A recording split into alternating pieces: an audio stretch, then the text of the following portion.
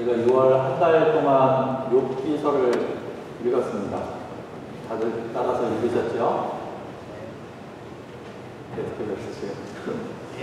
이제 7월, 8월은 예레미야 애가서를 읽어 나가게 됩니다.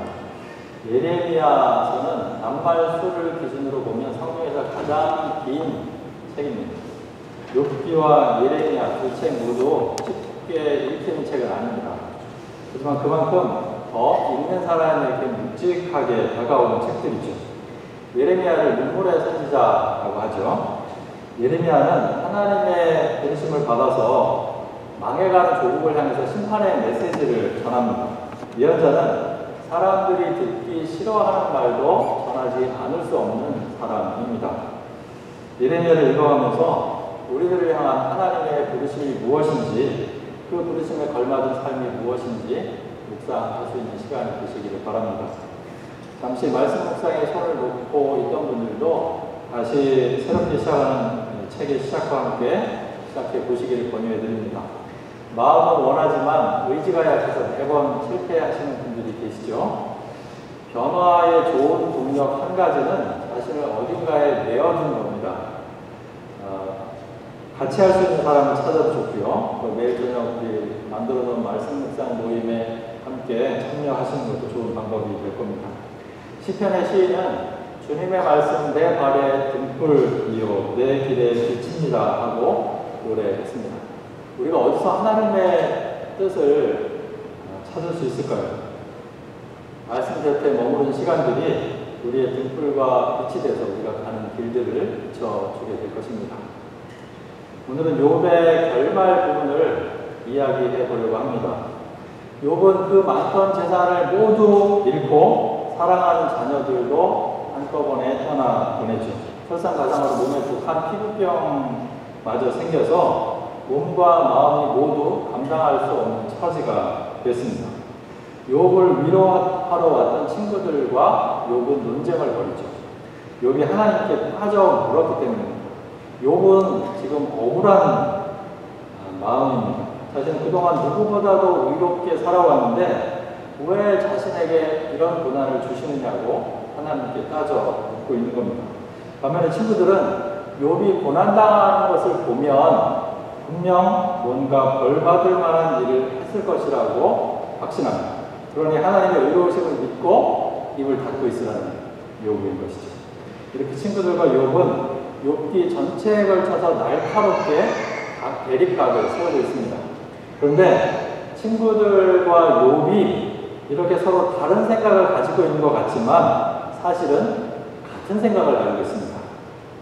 이들은 모두 하나님은 불의한 사람에게는 벌을 내리시고 의로운 사람에게는 복을 내리신다라는 생각을 가지고 있습니다. 이런 생각은 당시 시대 사람들이 공통적으로 가지고 있었던 지혜 사상의 기초입니다.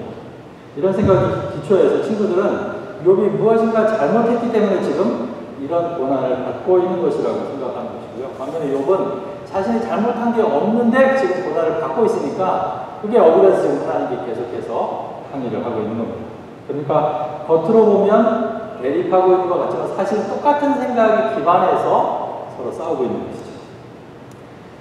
욥이 가지고 있던 신앙관과 대립하고 있는 것은 욥 자신입니다. 기존에 가지고 있던 신앙관과 욥이 지금 현실에서 경험하고 있는 그 현실과의 충돌이 일어나고 있는 것이죠. 전통적인 욥의 신앙에 의하면 자신은 고난받아서는 안 되는 사람인데 현실에서는 고난받고 있기 때문에 지금 자신이 그동안에 믿어왔던 하나님 신앙에 대해서 혼란이 오게 된 것입니다.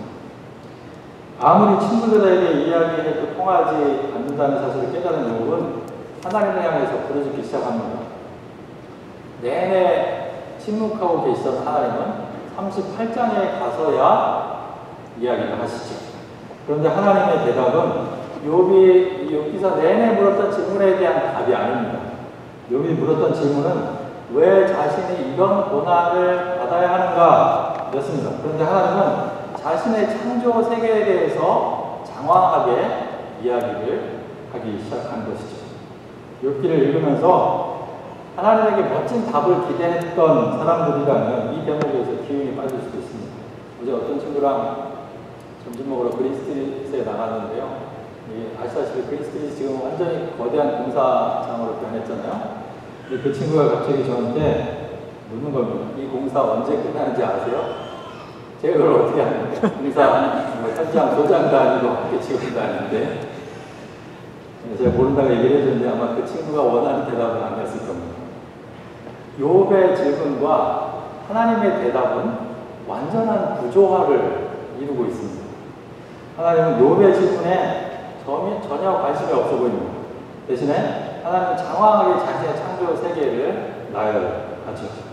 땅의 기초를 놓던 시절, 별들의 노래, 바다, 구름, 흑암, 공이 트는 일, 대낮의 광명, 바다속 깊은 곳에 있는 물의 근원, 죽음의 그늘, 빛과 어둠의 근원, 눈과 우박, 해가 뜨는 곳, 동풍이 불어오는 시발점, 개울이 되는 폭우, 천둥과 번개, 사람도 없는 광야에 내리는 비, 굳은 땅에서 돋아나는 풀, 얼음과 서리, 북두칠성의 별대와 오리온 성전. 이 수많은 창조 세계에 대해서 너는 얼마나 아느냐? 하나님 묻고 계신 겁니다. 여기서 그치지 않고 39장에서는 10마리의 동물을 등장시키시죠. 이들 역시 하나님의 손길을 따라 지어지고 그들 각자의 고유한 생을 살아가는 생명체들입니다. 하지만 우리는 동물들의 창조와 그들의 생의 질서에 대해서도 아는 게 없습니다. 40장, 41장에서는 베헤못과 리와 야단이라는 처음 들어보는 동물들이 등장하죠. 이들은 막강한 힘과 악을 상징하는 동물들입니다. 우리는 감당할 수조차 없는 동물들이지만 이들 역시 하나님의 피조물일 뿐입니다. 이 하나님의 헤아릴 수 없는 창조 세계 앞에서 인간은 무엇을 느끼게 될까요? 여러분들도 그랜드 캐년이나 나야가라 폭포 같은 멋진 자연 경관을 보고서 감탄을 내뱉은 적이 있으실 겁니다. 저는 30살쯤에 자전거로 우리 조국을 여행한 적이 있었습니다. 어느 날인가는 산 위에서 내리막길로 한참을 내려가는데 혼자서 한참을 그 감탄사를 연발한 적이 있습니다. 넓게 펼쳐진 산 아래의 풍경에 절로 감탄사가 나왔기 때문입니다. 그때 깨달았습니다. 사람이 혼자 있을 때 말하는 경우가 두 가지 경우가 있다는 걸 말입니다. 다들 경험하셨겠지만 집에 혼자 있을 때 내가 너무 오랫동안 말을 안 하고 있구나 깨닫게 되면 그때부터 일부러 혼자 말을 하기 시작하죠. 그리고 또 하나의 경우가 이렇게 멋진 자연 경관을 봤을 때입니다. 같은 혼잣말인 것 같지만 다른 게 있습니다. 자연 경관을 보고 내뱉는 혼잣말은 자연스럽다는 거죠. 하나님의 광대한 창조 세계 앞에서 우리가 깨닫는 것은 우리는 얼마나 작은가, 하나님은 얼마나 크신 분이신가 하는 것입니다. 한도 끝도 없이 나열되는 하나님의 창조 세계 앞에서 인간은 자신의 한계와 약함, 무지를 깨달을 뿐입니다. 그리고 자신이 우주의 중심이 아니라 자기 역시 이 커다란 세계의 일부분일 뿐임을 깨닫게 되는 겁니다.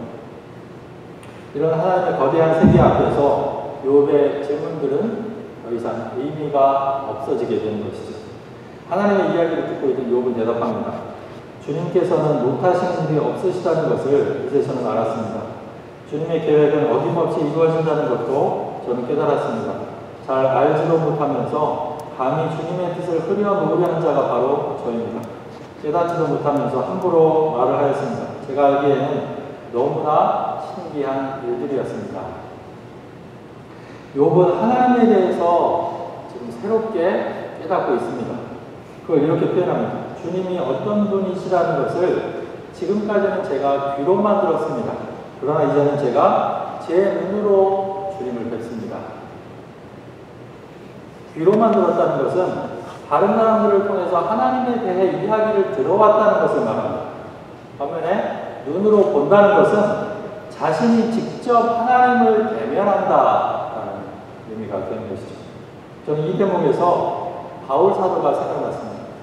바울이 성경에 처음 등장하는 모습은 예수님을 따르는 사람들을 잡아오려는 열정으로 가득한 모습입니다. 그런 여러 회당을 다니면서 기독교인들을 잡아오려고 했습니다. 자기가 보기에 그 사람들은 하나님을 잘못 믿고 있는 게 틀림없어 보였기 때문입니다. 바울이 신앙이 없는 사람이 아니죠. 오히려 하나님을 향한 열정으로 넘쳤던 사람입니다. 하지만 열심히 그 사람의 바른 신앙을 보장해 주지는 못하듯이 바울도 마찬가지였습니다. 그러던 바울이 다메섹으로 향하는 길에서 예수님을 만나게 되죠. 거기서 예수님의 음성을 듣게 됩니다. 잘못된 믿음의 대상이라고 여겨졌던 분이 지금 말씀하신 겁니다. 그때 듣게 되는 말이 사울아 사울아 네가 어찌해 나를 대하느냐. 사울은 바울의 이전 이름이죠. 그동안 하나님을 위해서 한다고 했던 일들이 오히려 하나님을 핍박하는 일이었다는 겁니다. 그때 바울이 느꼈을 당혹감이 어땠을까요? 자신이 확신해 왔던 것들이 틀렸다는 사실을 마주대하는 것만큼 당혹스러운 일도 없을 겁니다. 이제껏 자신의 신앙을 지탱해 왔던 근본적인 토대가 무너지는 경험입니다. 바울은 예수님의 음성을 듣는 것과 동시에 앞을 보지 못하게 되죠. 그렇게 기세등등하던 사람이 이제 다른 사람의 손에 이끌려서 다메섹으로 들어가게 됩니다. 거기서 아무것도 보지 못한 채 3일간의 시간을 보내게 되죠. 바울은 누구보다 많은 학식과 배경을 가진 사람이었고 자기 확신도 강한 사람이었습니다. 그런 사람이 누군가에게 의존해야 한다는 것은 결코 쉬운 일이 아니었을 겁니다. 돕는 것보다 도움을 받는 일이 훨씬 더 어렵죠. 도움을 받으려면 자기가 약하다는 사실을 인정해야 하고 아래로 내려가야 합니다. 누군가에 의존해야 살 수 있었던 3일간의 시간은 자신도 약한 사람이라는 것, 자신도 틀릴 수 있는 사람이라는 것을 깨닫는 시간이었을 겁니다. 바울은 그 시간 동안 아무것도 먹지 않았습니다. 먹는 일을 멈췄다는 것은 그의 단호한 의지를 보여주는 것이죠. 그동안 자신이 믿어왔던 것과 다른 하나님을 경험한 이후로 그는 이 문제를 붙들고 진지한 고민의 시간을 보냈던 것입니다. 그렇게 3일을 보내고 눈을 뜨게 된 바울은 예수님이 하나님의 아들이시다 하면서 복음을 전하기 시작했던 겁니다. 모든 사람들이 놀랄 정도의 변화를 두고 사도행전은 눈에 있던 비늘이 벗겨지는 경험이었다라고 기록하고 있습니다. 눈에 씌워져 있던 비늘이 벗겨지자 이전에 보지 못했던 새로운 하나님의 세계를 보게 된 겁니다. 그런 새로운 하나님 경험이 그의 삶과 신앙을 송두리째 바꿔놓은 겁니다. 이렇게 신앙은 귀로 듣는 과정을 넘어서 눈으로 보는 과정으로 옮겨가는 것입니다. 처음에는 다른 사람들의 입을 통해서 하나님에 대해서 듣습니다. 그러다 점차 하나님을 직접 대면해서 스스로 하나님과 이야기하고 만나게 되는 것이죠. 시간이 지나도 여전히 다른 사람들을 통해서 귀로만 듣고 자신이 직접 하나님과 만나는 시간이 없다면 당연히 신앙이 성장하기는 어려운 일인 것이죠. 자신을 하나님 앞에 세우는 시간이 그래서 필요한 겁니다. 여기서 중요한 것은 밀도입니다. 많은 사람들이 신앙의 수준을 양으로 측정하려고 합니다. 예배 열심히 참여하고 기도하는 시간이 많고 성경을 부지런히 읽고 교회 일에 열정적으로 참여하면 신앙이 좋은 것으로 착각합니다. 물론 양이 중요하지 않는 건 아닙니다. 하지만 양보다 중요한 것은 밀도입니다. 이 모든 신앙적인 행위들을 일이 아니라 관계적인 차원에서 접근해야 합니다. 그리고 그 관계의 밀도를 높여가야 하는 것이죠. 아주 짧게 기도하더라도 하나님께 집중하고 진심을 담아낼 수 있어야 합니다. 하나님을 수단으로 대하지 않아야 합니다. 내가 원하는 것을 얻어내기 위한 수단으로 하나님을 생각하는 대신에 차분히 앉아서 그분과 인격적인 교제를 즐길 수 있어야 합니다. 예배를 드렸다 의무감으로 만족할 게 아니라 순서 하나하나에 정성을, 하나님을 향한 정성을 담아낼 수 있어야 합니다. 성경 한 구절을 읽더라도 무심히 지나치는 것이 아니라 그 말씀에 의해서 내 삶이 읽혀지도록 해야 하는 것입니다. 무심히 지나가는 수많은 일상들 안에서도 하나님의 숨결을 볼 수 있는 영적인 감수성을 키워야 하는 것이죠. 하나님을 자기 눈으로 직접 본다는 것은 이렇게 밀도 있게 하나님을 만나는 것을 말합니다. 내 진심을 내보이고 하나님의 진심을 찾기 위해서 마음을 모으는 것입니다. 그럴 때 우리는 이전에 몰랐던 하나님에 대해서 새롭고도 깊게 눈을 뜨게 되는 것입니다. 하나님에 대해서 새롭게 눈을 뜬 욥은 이제까지의 자기 주장을 거두어드리고 회개하기 시작합니다. 욥의 회개는 일반적인 회개가 아닙니다. 자기가 잘못한 행동들을 돌이키는 그런 회개가 아니랍니다. 하나님의 광대한 세계 앞에서 자신의 작음과 하나님의 크심을 인정하는 행위입니다. 이제껏 자기중심적으로 하나님을 바라보고 하나님께 항의했던 것들을 철회하는 것입니다. 저는 가끔 하나님이 안 계신다고 과감하게 주장하는 이야기하는 사람들이 놀랍습니다. 어떤 우주 비행사는 우주에 나가보니 하나님은 안 계시더라라고 이야기했다고 하죠. 또 다른 우주 비행사는 우주에 가서 놀라운 광경을 보면서 하나님의 창조 세계에 대해서 경탄했다고 합니다. 하나님이 안 계신다고 생각하는 것도 믿음입니다. 그런데 하나님은 사람에 의해서 그 전부가 파악될 수 있는 분이 아닙니다. 우리가 아는 일부를 가지고 하나님을 모두 안다고 혹은 하나님은 안 계신다고 단정 짓는 것 자체가 우스운 일인 것이죠. 토마스 롬은 그의 책 고통과 씨름하다에서 욥기서는 욥이 책 내내 질문했던 것보다 더 심오한 질문을 우리에게 던진다 이야기합니다. 주님 왜 저입니까? 라는 욥의 질문에 대한 답 대신에 우리가 옳다고 믿고 있던 것, 하나님은 이런 분이시라고 우리가 믿고 있던 것과 진짜 하나님을 바꿀 것인가 묻고 있다는 것이죠.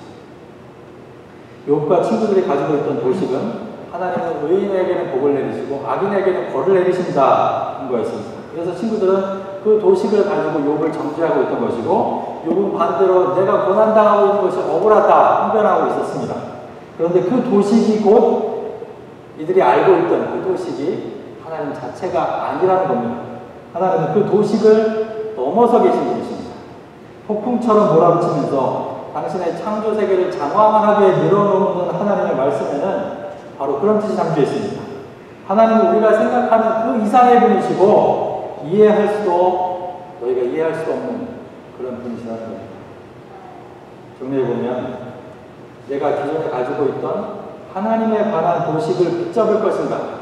아니면 이해할 수는 없지만, 다 이해할 수는 없지만 진짜인 하나님을 붙잡을 것인가 하는 질문입니다. 바울은 다메섹 도상에서 하나님을 만난 후에 그동안 자신이 굳게 믿고 있던 하나님을 버렸습니다. 그리고 새롭게 만난 하나님을 붙잡고 진짜 복음에 자신을 바쳤습니다. 욥은 폭풍처럼 자신을 몰아친 하나님의 음성 앞에서 그동안 자신이 믿어왔던 신앙의 도식을 포기하며 회개하고 새롭게 눈뜬 하나님 앞에서 그동안 했던 무수한 질문들을 거두어드리고 하나님 앞에 무릎을 꿇게 되는 것이죠. 이쯤에서 이 질문 앞에 우리 자신도 세워볼 수 있어야 합니다. 우리는 하나님에 대해서 정말 제대로 알고 있는 것일까요? 내가 붙들고 있는 하나님은 그 진짜 하나님을 온전히 감안하고 있는 것일까요? 아니면 하나님은 이런 분이어야 한다는 내가 만든 도식을 붙들고 있는 것은 아닐까요? 지금보다 더 큰 하나님이 내 앞에 나타난다면 기존에 내가 알고 있던 하나님을 나는 과감히 버릴 수 있을까요? 신앙의 성숙을 이루는 데는 크게 두 가지입니다. 하나는 알고 있는 것들을 심화시키는 과정을 통해서입니다. 기존에 알고 있던 것들을 더 단단하게 붙들고 내 삶으로 체화시키는 과정을 통해서 신앙을 성숙합니다. 또 하나는 기존에 자신이 알고 있던 지식과 체계들을 뒤집고 새로운 것들을 받아들이는 과정을 통해서 신앙을 성숙합니다. 새롭게 하나님을 알고 경험하는 일은 우리의 신앙을 살아있게 하고 더 제대로 하나님을 섬길 수 있도록 이끌어줍니다. 이런 과정들이 어렵게 느껴질지 모르겠습니다. 내가 노력해야 한다는 것도 쉬운 일이 아닌 것 같고 기존의 경험을 뒤집고 새롭게 하나님을 찾아간다는 것도 막막하게 느껴지는 분들이 계실지 모르겠습니다. 하지만 하나님은 이 모든 과정을 이끌어 가시는 분이십니다. 다메섹 도상에서 그렇게 강구했던 바울에게 나타나셔서 음성을 들려주시는 분은 하나님이십니다. 자신의 신앙관을 가지고 질문했던 유백에 나타나셔서 당신이 어떤 분이신지 설명해 주시는 분도 역시 하나님이십니다. 우리 편에서도 노력을 물론 해야겠지만 궁극적으로는 우리가 하나님을 찾는 게 아니라 하나님께서 자신을 우리에게 보여주시는 것입니다. 이것을 계시라고 말하는 것이죠. 기존에 우리가 알던 신앙을 심화시키고 말씀을 삶으로 살아낼 수 있도록 돕는 분도 하나님이시고 우리가 새롭게 눈을 뜨도록 자신을 우리에게 보여주시는 분도 역시 하나님이십니다. 진지하게 신앙을 성찰하는 분들에게 하나님은 반드시 당신을 드러내 보여주실 것입니다. 그리고 우리를 새롭고 보다 더 깊은 진리의 길로 인도해 주실 것입니다. 이전에 우리가 쌓아왔던 하나님에 대한 생각과 경험, 삶과 신앙의 세계가 흔들리는 일은 두려운 일이 아닐 수 없습니다. 하지만 지금의 자리를 벗어나지 않으면 더 이상의 진전은 없습니다. 하나님은 우리가 이전에 알지 못했던 모습으로 매번 새롭게 다가오십니다. 하나님을 진정으로 신뢰한다면 자신의 생각을 내려놓고 새로운 하나님을 받아들일 수 있으시길 바랍니다. 이전과 전혀 다른 새롭고 더 깊은 진리의 세계로 그분께서 우리를 인도해 주실 것입니다. 같이 기도드리시죠.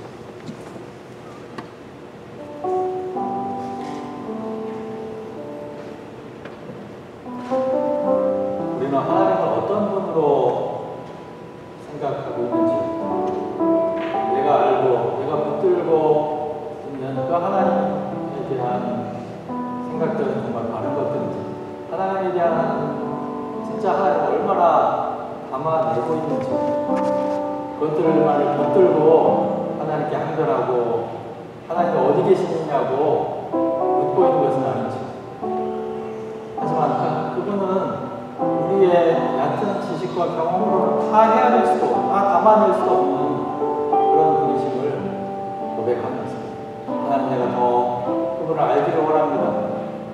그 하나님을 더 깊게 만나기를 원합니다. 새롭게 만나는 그 만남을 통해서 내 삶을 더 주님 붙들고 살아갈 수 있게 같이 기도드리시겠습니다.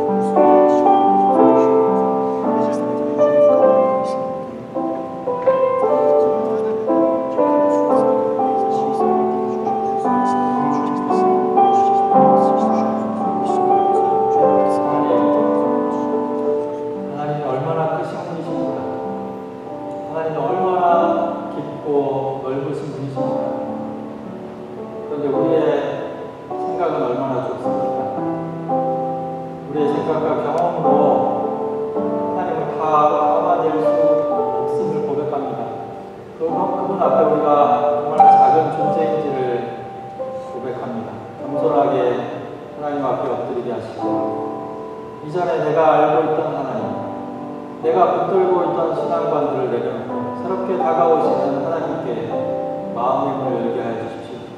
그래서 조금이라도 더 그 하나님을 경험하게 해 주십시오. 우리에게 말 걸어오시는 하나님께 마음을 열고 더 깊고 넓은 하나님을 받아들이고 그분과 함께 살아가는 저희를 인도해 주십시오. 이 시간에 주님의 몸과 피를 나눕니다. 주님의 몸과 피를 먹고 마실 때마다 하나님을 더 깊게 알아갈 수 있도록 도와주시고 하나님의 말씀이 우리의 삶에 더욱더 드러나는 삶이 되도록 인도해 주십시오. 예수 그리스도 이름으로 기도드렸습니다.